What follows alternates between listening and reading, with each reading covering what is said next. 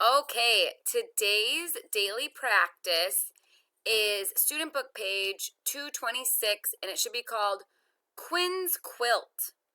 So for this page, you'll have one page as practice. You're going to read each problem below.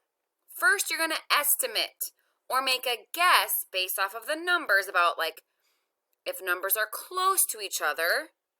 Okay, you're going to write an estimate for what you think the problem or the product is going to be, and then you are going to write the equation of the actual problem and then solve for the actual problem. Okay, so for A, it says Quinn made a quilt. The quilt is 72 inches by 96 inches. What is the area of the quilt?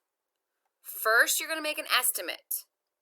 Then you're going to write your equation with your answer after the equal sign.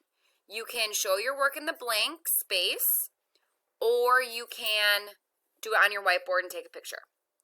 Okay, remember, think of the shape of the object that you're measuring. We have drawn out many shapes. Solve these problems the best way you know how. Okay, you can use area models, you can use ratio tables.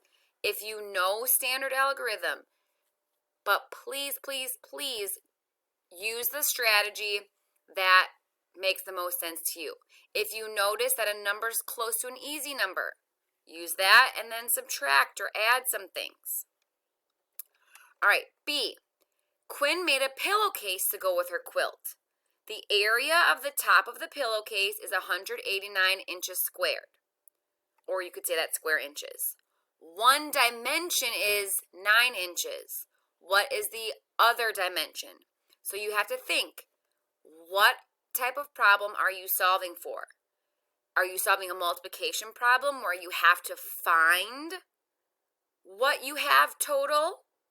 Or are you solving a division problem where you have the total amount of something and one group, and you need to find out how many in each group? So for B, you have 189 total inches, square inches. You have one side that's 9 inches, and you want to know the other side. So write your estimate, and then your equation, your actual answer. Remember, you can still solve division using multiplication.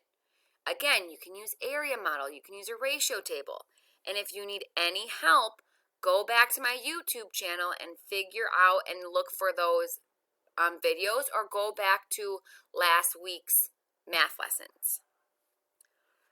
And then your last number 2, you are just solving 25 times 38 and 600 times 8 any way that you can. Okay, if there's not enough room here, again, solve it on a whiteboard, take a picture, solve it however you can. All right, I hope that helped. Good luck.